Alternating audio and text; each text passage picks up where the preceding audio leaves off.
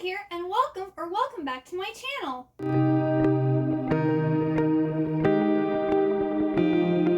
Today, I'm going to be doing my November book haul, and I have quite a bit of books here. So these will be all the books that I've gotten since my last book haul last month.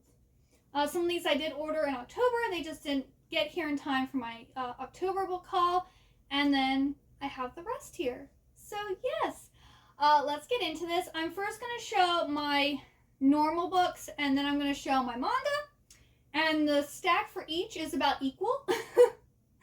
So yeah, let's get into it. The first book I have is Once Upon a Broken Heart by Stephanie Garber. This is the beautiful Fairy Loot edition, and this was in the October Fairy Loot box. So yes, this is absolutely gorgeous. Signed by the author. And I'm super excited. This is Stephanie Garber's latest book, and she wrote Caraval, which is one of my favorite series. And this is about Evangeline, who is in love with this guy, and he is like engaged to marry another woman. So she makes a deal with the Prince of Hearts that if she can get the man she loves, she'll give him 3 kisses at his choosing. So yes, I'm super excited to read this. I am planning on reading this in January because I have an announcement coming soon about a book club I'm starting, and this is going to be the book. So you'll hear about that more in another video. But yes, this is the first book. And then I just did my Fairy Loot unboxing and got Jade Fire Gold by June CL Tan. I'm super excited for this book. This is just absolutely gorgeous. I love it. In an empire on the brink of war, An is no one with no past and no family. Alton is a lost heir, his future stolen away as a child. When they meet, Alton sees in An a path to reclaiming the throne. An sees a way to finally unlock her past and understand her lethal magical abilities. But they may have to pay a far deadlier price than either could have imagined. That sounds good. I'm really excited for this, and this is the November Fairy Loot exclusive book, and it also is signed by the author. Then I have the 4th and final book in the Custard Protocol series, and this is Reticence by Gail Carringer, and I really like her books. I actually have almost all of her books. I just haven't read them. I don't know why. I'm hoping to hopefully get to them in 2022, or at least start working on them, because I have 3 complete series of hers, and I've only read like 3 of her books, so I'm kind of lagging. But she writes kind of like supernatural creatures in like the Victorian era. I don't want to say what this book is about, but she has written the Parasol Protectorate, the Custard Protocol, the Parasol Protectorate manga, and the Finishing School series. And then I think she has like one other one that's like a spin-off of, I think, this one. Or they're like companion books to this one. I haven't gotten that series yet. But yes, I need to get to these books. And then I've heard so much about this book. I was excited for it, and people have said it's made them cry. You've Reached Sam by Dustin Thau. This is a gorgeous cover. Oh my goodness, I love this cover. This book is really tiny. It's not even 300 pages. It's almost, but not quite. But yes, I'm super excited to read this book. And it is a heartfelt novel about love and loss and what it means to say goodbye. And from what I've heard, the boyfriend dies, and the girlfriend decides to call his phone to listen to his voicemail, like to hear his voice one last time, and he picks up the phone. What? So I'm super excited to read this. It's been compared to the anime movie Your Name, which I really like that movie. So I'm hoping this is going to be a goodie. Next, I have my November book of the month. So the book I chose was Keeper of the Night by Kylie Lee Baker. And I had actually seen this a day or two before they did their monthly drop at Barnes & Noble. I was like, I want that book. I was like, I'm going to hold off though. I don't need it right now. And then book of the month, they had it as one of their choices. I was like, yes, it's for me. This just sounds so good. I'm going to read read the back. It says, I am too dangerous to let live any longer. It is written in the book of Anko, decreed by the High Reaper himself. Death will come to find me, but I will no longer be there. And I've heard that this is like the main character, what's her name? Ren is half British Reaper and half Japanese Shinigami. And I know a lot of the people who, like, I watch who are sponsored by Book of the Month, when they were going through all their picks, they're like, this is the one that I would have picked, like, if they had been purchasing themselves. And, yeah, it's the one that I wanted because I actually had seen it and wanted it before Book of the Month release, so I hope to get to this soon. There's actually a lot of, like, Eastern Asian themed books that I want to get to. I think I might have a little too many to get to soon, though, so I'm going to have to, I guess, pick and choose which ones to start off with. And then I did 2 add-ons because with Book of the Month you can add up to 2 books. So I added on Half Sick of Shadows by Laura Sebastian. And this was actually a pick from June. June of this year, I think I wanted 4 out of the 5 books. June Book of the Month was amazing. So I finally got my hands on this one. And this is like a feminist retelling of King Arthur. So it says, the Lady of Shalott reclaims her story in this bold feminist reimagining of the Arthurian myth from the best-selling author of Ash Princess. I love King Arthur, and I like a good feminist novel, so I'm hoping I really like this. I haven't really heard that much, or really seen that many people who got this one, but I'm hoping it's good. I'll find out. And then my third pick was Velvet Was the Night by Sylvia Moreno Garcia.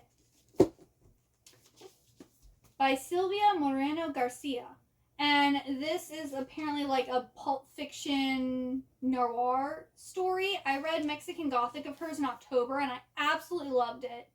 And I wanted to read another one. I also have Gods of Jade and Shadow and The Beautiful Ones of hers on my Kindle. I just haven't gotten to reading them yet, but I want to read all her books because Mexican Gothic was just so good.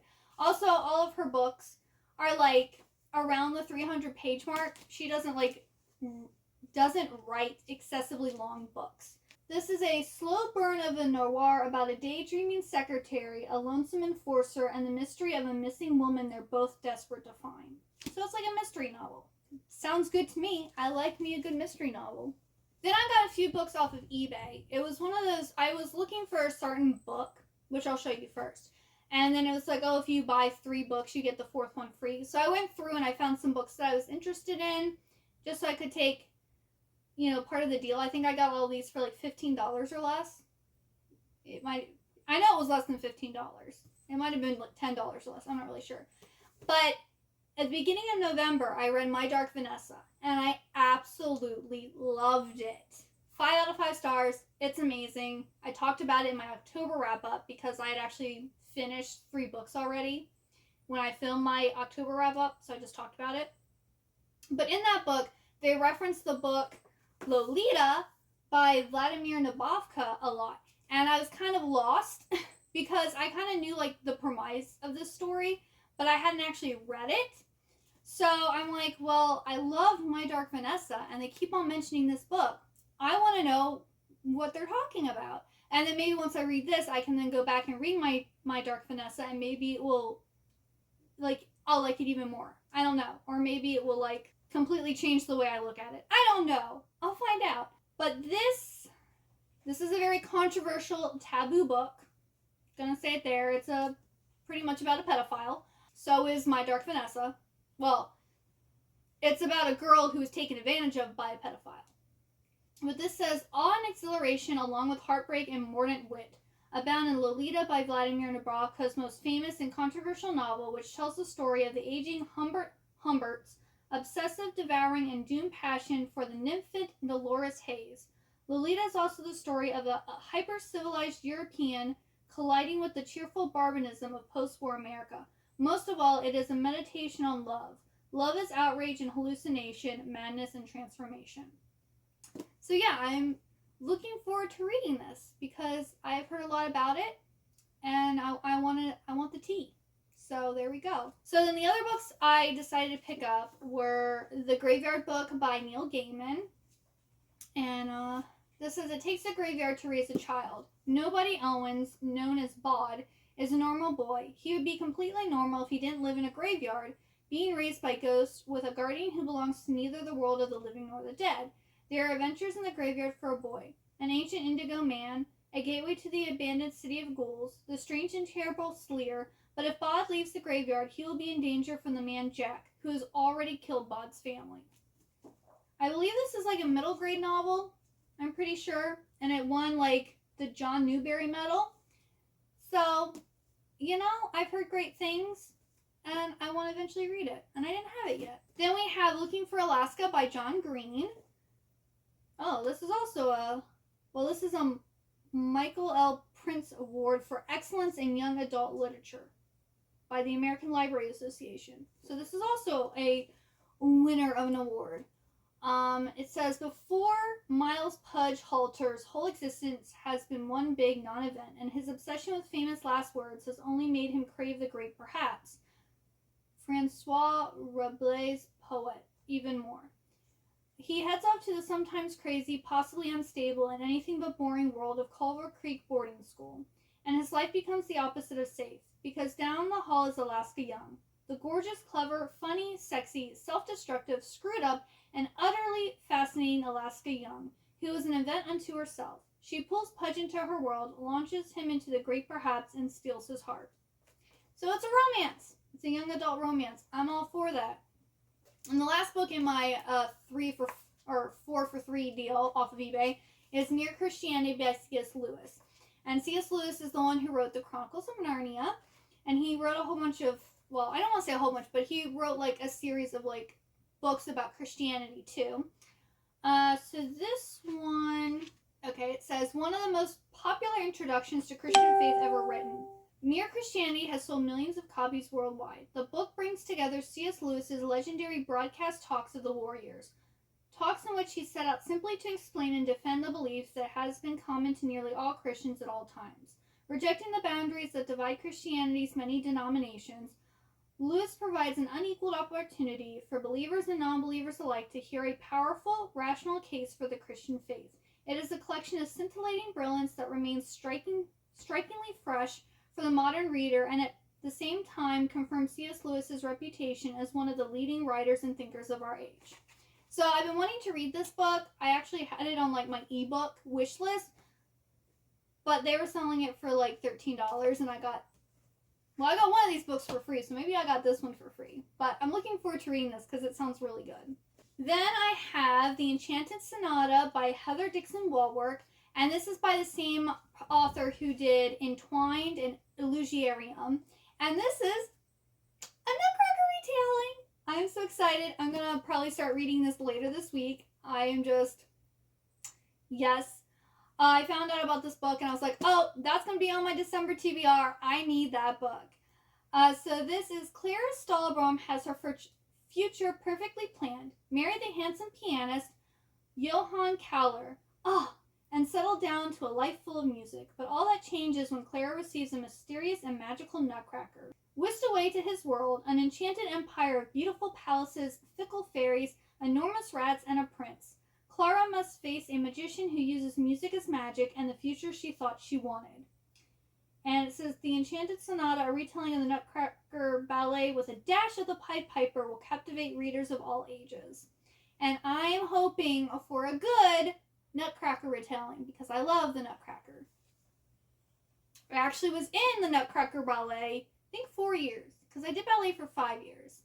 So I was like the Chinese tea, I was in the Sugar Plum Court, and I don't remember what else I did. I don't remember what else, but I was in the Nutcracker ballet at least 4 times, and I love Barbie in the Nutcrackers. So, you know, I need some Nutcracker retellings. Then I have XOXO by Axio. I've been wanting this one here for a while. And this one's actually cool because it has the cover picture on the hardback, which is really, really cool. And this is about, I think she's a cellist. A cellist who falls in love with a K-pop star over in America. And then he has to go back to Korea. And she doesn't know he's a K-pop star. So then her parents then move to Korea, and she ends up at the same school as him. And he has to, like, they have to kind of keep their relationship, like, hush hush, because pop stars aren't allowed to, like, date and whatnot. And I've heard it's really cute, and, like, everyone talks about how good it is. And if you like K-dramas, apparently you'll like this too. So I'm really excited for this one. Then we have Eris, apparently, by Diana Ma. And I've actually been wanting this one for a while now, but I wanted it in paperback because I didn't know if I'd actually... I'm hoping I really like it, but I don't know if I'm going to, like, love it. But yeah, I was in Barnes & Noble the other day, and I saw it finally come out in paperback, and I was like, yes, it's mine. And this is actually part of a series. I don't know how many are going to be in the book, or in the series. But this one says, behind every great family lies a great secret. There's one rule in Gemma Huang's family. Never under any circumstances set foot in Beijing. But when Gemma, an aspiring actress, lands her first break, a lead role in an update of Madame Butterfly, which just so happens to be filming in the Chinese capital, Gemma heads to LAX without looking back. It's an amazing opportunity for her burgeoning career, and she'll get to work with her idol. Of course, there's also the chance of discovering just exactly why she's been forbidden from entering the city in the first place. When Gemma arrives in Beijing, she's instantly mobbed by paparazzi at the airport. She quickly realizes she may as well be the twin of Alyssa Chua, one of the most notorious young socialites in Beijing. Thus kicks off a season of revelations and a romance in which Gemma uncovers a legacy her parents have spent their lives protecting her from, one her mother would conceal at any cost. And then book 2 is coming out in 2022. It's called Her Rebel Highness, and I believe it's a prequel about... Maybe it's a prequel about her mother, but it's about one of the female... about, I guess, maybe what they were hiding. But yeah, this sounds really good. I'm really excited for this. I'm hoping it's also kind of like if you're into K-dramas or anime or something, I'll like this. And then the last physical book, or the last regular book before we get to manga, is the Grimrose Girls. Which, love this cover. This is one murdered girl, 4 troubled friends, and a fate they can't accept. I think this takes place at, like, a boarding school or something. At an elite school, Grimrose Academy. And one of the girls dies, and it's announced that it's a suicide, but it looks like there might be something more to this girl's death. So that just sounds really good. And I believe, yeah, it's been multiple girls that get murdered. And they all die in ways that, like, are reminiscent or inspired by fairy tales.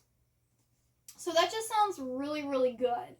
I don't know. I might have to save this for October, but I don't know, because this sounds really good. Maybe it will depend on when I want to read a thriller. We'll see. But it might have to wait till October of next year. Alright, now on to the manga. So the first thing I have is Skippy. And this is a 3-in-1 edition that has volumes 37, 38, 39. And I bought, volume 30? And then I have 2 other 3-in-1 editions coming before this, but it hasn't made it here yet.